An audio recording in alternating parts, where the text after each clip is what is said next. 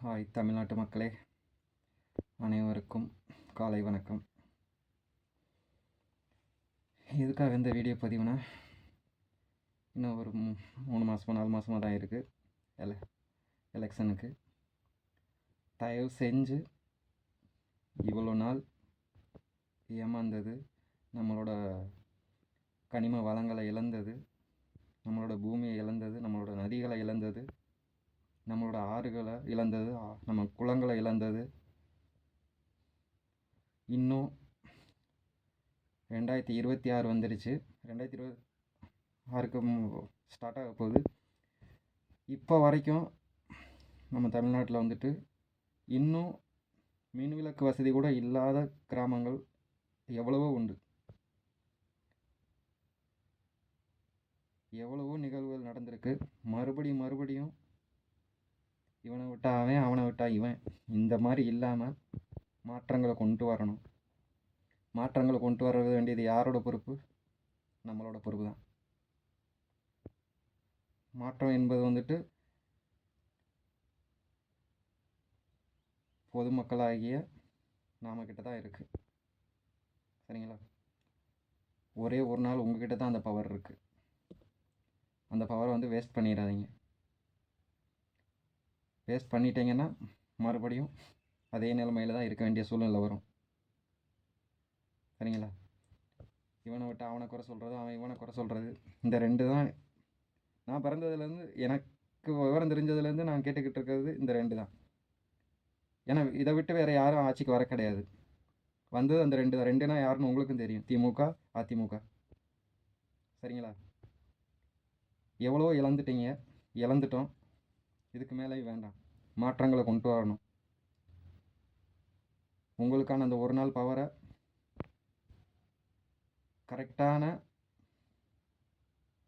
மனிதனை தேர்ந்தெடுத்து இனிமேல் நம்மளோட கொஞ்சம் நஞ்சம் இருக்கிற வளங்களை பாதுகாக்க வேண்டியது நம்மளோட பொறுப்பு.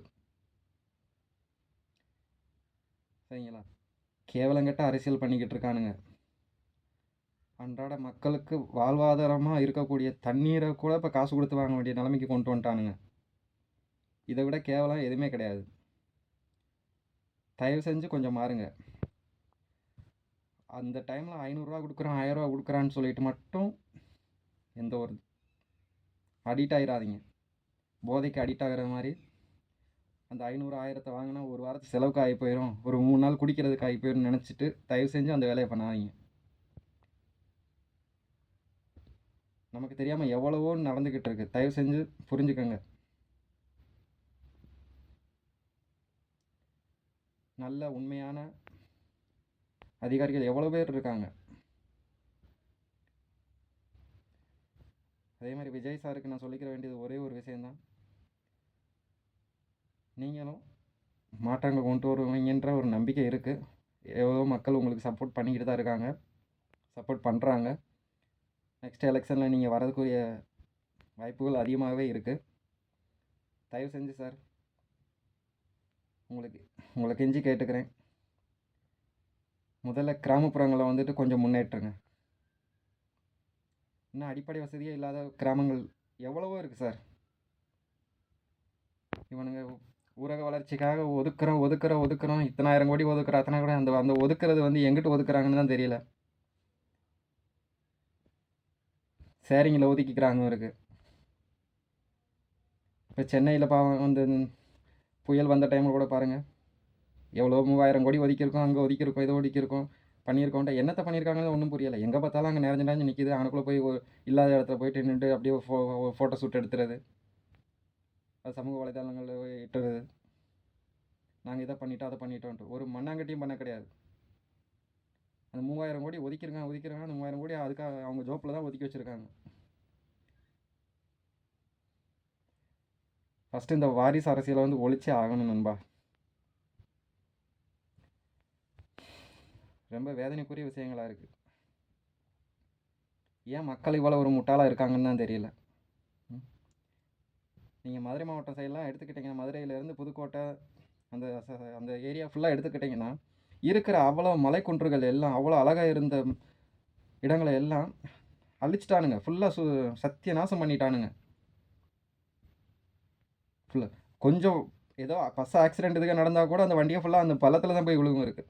அவ்வளோவுக்கு டேஞ்சரான ஒரு இதுகளாம் அங்கே இருக்குது. அங்கே தொட்டு இங்கே தொட்டு கடைசியில் வந்துட்டு மதுரையில் இருக்கிற ஒத்தக்கடையில் இருக்கிற அந்த யானைமலையவே வந்து கை வைக்க வந்தானுங்க ஃபுல்லாக கிரானைட்னு. அசிங்கமாக இல்லை? அழிச்சிட்டு எங்கடா போவீங்க?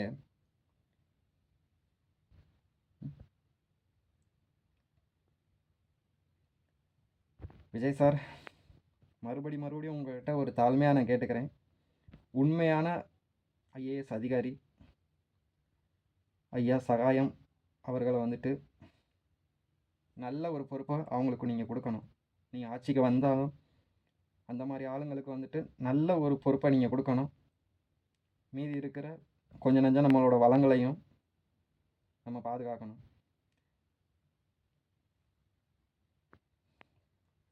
அரசு பள்ளிகளுக்கு இன்னும் அடிப்படை வசதியே இல்லாமல் எவ்வளோ பள்ளிகள் இருக்க தான் செய்யுது.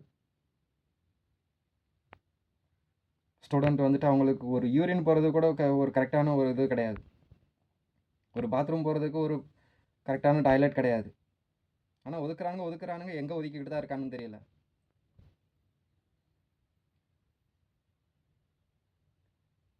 இதை நீங்கள் தான் சார் பண்ணணும்.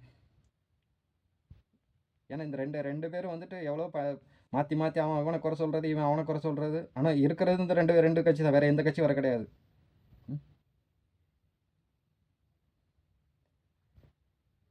இன்னொன்று உங்ககிட்ட நான் ஒரு வேண்டுகோளாக வைக்கிறேன் Vijay sir. TNPSC Tamil Nadu public service கமிஷனில் நடக்கக்கூடிய எக்ஸாம், குரூப் 1 இருக்கட்டும், குரூப் 2 எக்ஸாமாக இருக்கட்டும், அதை வெளிப்படைத்தன்மையாக அவங்க பண்ணணும் சார். எதாக இருந்தாலும் ஸ்டூடெண்ட்ஸ் வந்துட்டு இவ்வளவு ஹார்ட் ஒர்க் பண்ணி அவ்வளோ கான்ஃபிடெண்ட்டாக எக்ஸாம் எழுதுகிறாங்க. நம்மளால் ஏதாவது ஒரு கவர்மெண்ட்டு எக்ஸாமில் நம்ம பாஸ் பண்ணி நம்ம அச்சீவ் பண்ணி நம்ம ஒரு போஸ்டிங்க்கு போயிட முடியாதான்னு அவ்வளோ ஒரு இரவும் பகலுமா உட்காந்து படிச்சுக்கிட்டு இருக்காங்க. ஆனால் இது நான் சொல்லித்தான் தெரிய வேண்டிய அவசியம் இல்லை உங்களுக்கும். இங்கே இதில் என்னென்ன நடந்துக்கிட்டு இருக்குன்னு அதை ஃபஸ்ட்டு ஒழிக்கணும் சார். இன்னொன்று, நம்மளோட தமிழ்நாடு கவர்மெண்ட்டில் எந்த துறையாக இருக்கட்டும் எல்லாத்துலேயுமே லஞ்சம். சரிங்களா? ஒரு மனுஷங்க ஒரு நார்மலாக ஏதாவது ஒரு வேலையில் இருக்கிறவங்க கூட பென்ஷன் போயிட்டா கூட அவங்களுக்கு கிடைக்கக்கூடிய கிராஜுவேட் எல்லா அமௌண்ட் கிடைக்கிறது கூட கிட்டத்தட்ட ஒரு 7-8 மாதம் 1 வருஷம் கூட ஆக்கிறானுங்க. ஃபஸ்ட்டு அதில் பாதி வாங்குறது கூட அவங்களுக்கு 1 லட்ச ரூபா 50,000 இந்த மாதிரி லஞ்சம் வாங்கிட்டு தான் அந்த ப்ராசஸே பண்ணுறானுங்க. எங்கே போனாலும் லஞ்சம். ஒழிக்க வேண்டியது வந்துட்டு தீவிரவாதிகள் இல்லை, இந்த மாதிரி இருக்கிற முதல் தீவிரவாதிகளை இவனுங்களை ஒழிச்சு ஆகணும். இதை ஒழிச்சாதான் நாடு உருப்படும்.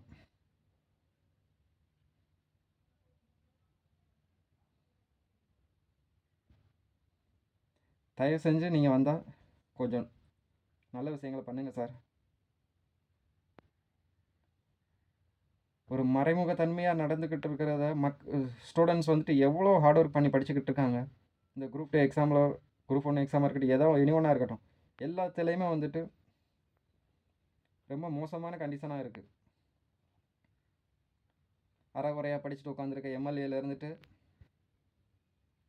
அவனோட குவாரிகளை வச்சுக்கிட்டு அவனுங்களோட இதுகளை ஃபுல்லாக சொத்துக்களை ஒதுக்கிக்கிட்டு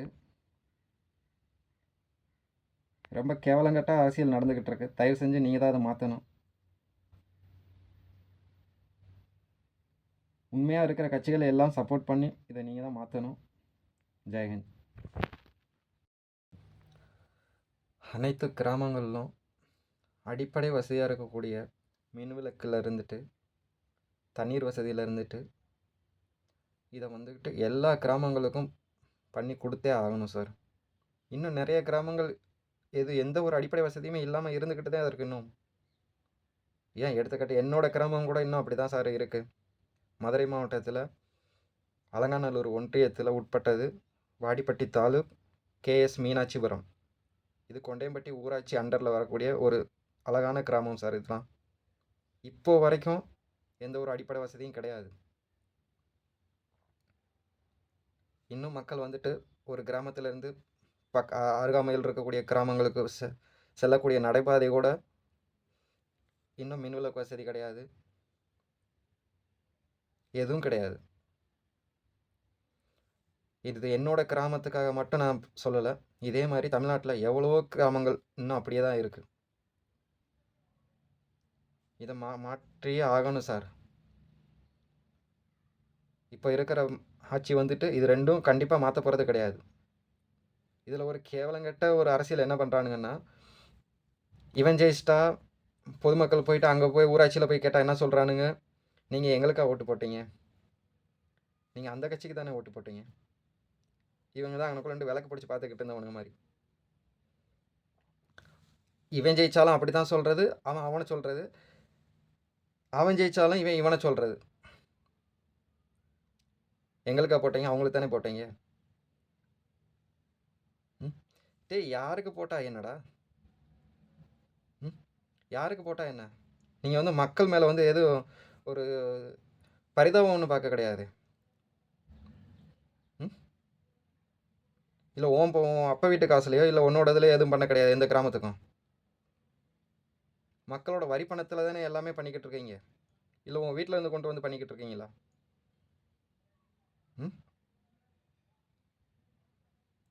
முதல்ல உங்களை மாதிரி ஊழல்வாதிகளை ஃபஸ்ட்டு என்கவுண்டர் பண்ணடா. தீவிரவாதிகளை என்கவுண்டர் பண்ணுறதை விட உங்களை என்கவுண்டர் பண்ணணும். அப்போ தான் இந்த நாடு உருப்படும், எல்லாமே கரெக்டாக இருக்கும்.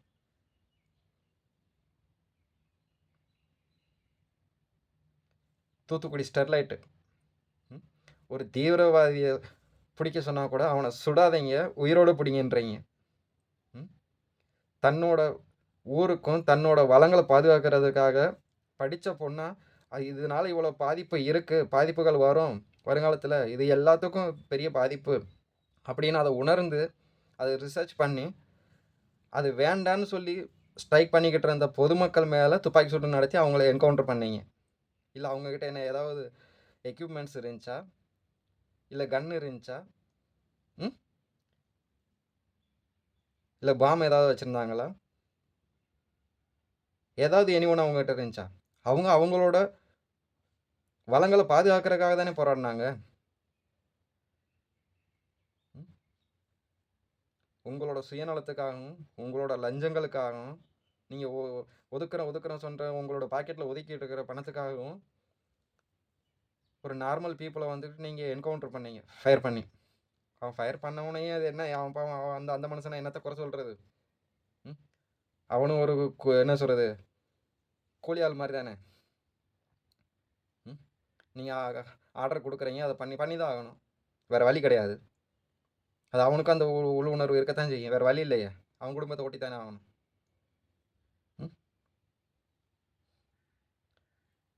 டெஸ்ட் ஃபயரர் மண்ணாங்கட்டி நார்மல் ஒரு டிரைவர் ரேட்டு தான்டா. என்கிட்ட என் கூட வந்துக்கிட்டு ஃபயரிங் காம்படிஷன் பண்ணிப்பார், எனி ஃபிசிக்கல் எதுனாலும் பண்ணிப்பார்.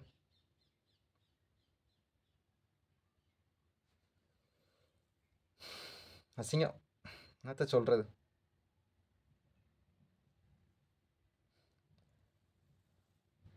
விஜய் சார், மறுபடியும் சொல்கிறேன், நீங்கள் தான் மக்கள் உங்களை நம்புகிறாங்க. மாற்றங்கள் அதிரடியாக எல்லாத்துலேயும் மாற்றங்களை கொண்டு வரணும். இருக்கிற அந்த குப்பைகளெல்லாம் தூக்கி நீங்கள் தான் எரியணும். ஒரு நல்ல அரசாங்கத்தை நிறுவனம். மீதி இருக்கிற தமிழ்நாட்டில் இருக்கக்கூடிய வளங்களை அனைத்து மாவட்டங்கள்லையும் மிஞ்சி இருக்கிற எல்லாத்தையும் பாதுகாக்கணும். எல்லா கிராமப்புறங்களுக்கும் அடிப்படை வசதிகள் எல்லாத்தையும் ஏற்படுத்தி கொடுக்கணும். முன்னாடி இருந்த மாதிரி அடிப்பைப்பு குழாய் எல்லா ஊர்கள்லையும் எமர்ஜென்சிக்கு முன்னாடி எப்படி இருந்துச்சோ சேம் அதே மாதிரி இருக்கணும். இன்னொன்று, போர்வெல் போட்டு கொடுத்துருக்க கம்மியான ஒரு டிஸ்டன்ஸில் போட்டு வெறும் உப்பு நீர் தான் இருக்குது கிராமப்புறங்களில். அவங்க அதை கொண்டு போய் லைட்டாக காய்ச்சி சூடு பண்ணாலே வந்துக்கிட்டு அவ்வளோ ஒரு இதாக இருக்குது. தயவு செஞ்சு இதுக்கெல்லாம் மாற்றங்கள் கொண்டு வருவீங்கன்ற நம்பிக்கை இருக்குது. ஜெயஹிந்த்.